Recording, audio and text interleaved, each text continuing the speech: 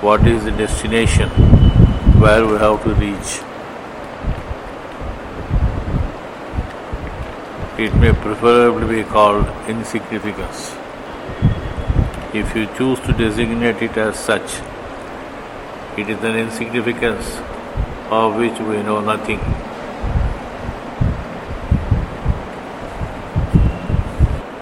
The main problem is that we have very exalted notions about ourselves and our capacities in many fields make us feel also that we are invincible and go on inflating the ego. This pulls us in exactly the opposite direction to the goal of our life.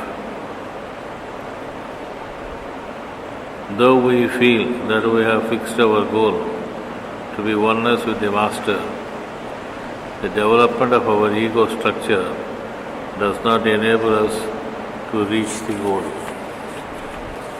The books of the Masters, particularly those on the 10 Commandments, are meant to help us progress.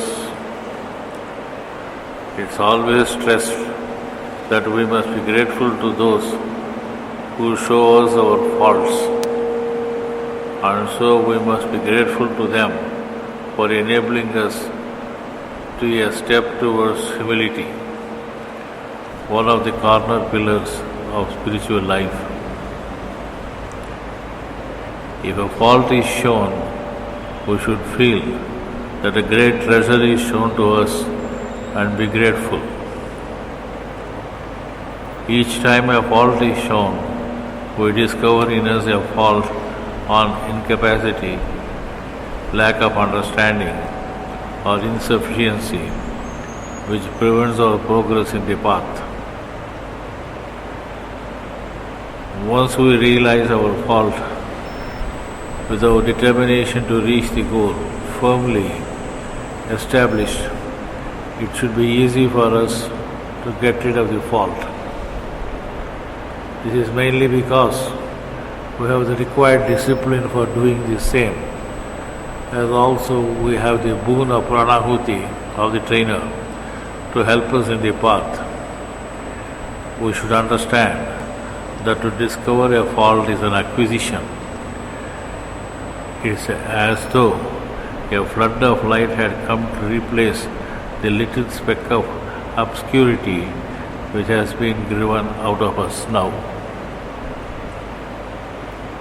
Once while we are discussing the problem of refractoriness, my revered father said that it is a very common human weakness, although it ought not to exist in sadhakas whose progress largely depends on their recognizing what has to be changed in them. Not that recognition of the defect by itself is sufficient, but it is a necessary element in solving the problem. It is of course a matter of pride and vanity that considers the weakness as necessary for strength and standing. Not only they will not recognize it before others, but they hide their defects from themselves, are once obliged to look at it with one eye looking the other way. Or they weave a wheel of words and excuses and justifications, trying to make it something other than what it really is. It is thus necessary to observe and know the wrong movements in us, for they are the sources of our troubles, and we have to be persistently rejected, if we are to be free. But we should not be always thinking about our defects and lapses. We need to concentrate upon what we ought to be, and the ideal with the faith that since it is our goal before us, it must and will come. To be observing faults and wrongs always brings depression and discouragement to the faith we need to have always in ourselves and the Master. We need to turn our eyes more to the influx of Pranahuti that brings lightness and less to any immediate darkness.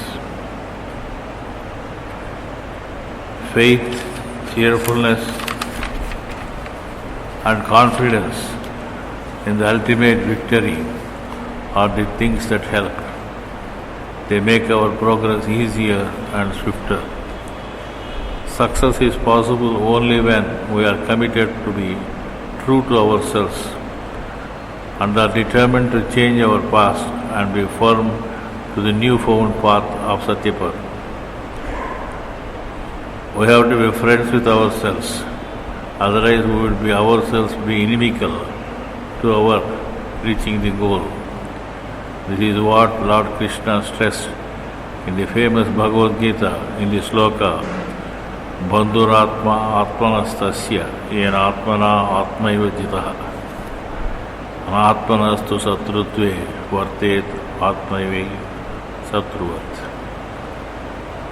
On the auspicious day, I pray that we again pledge ourselves to the work for the betterment and joyously participate in the transformation of humanity.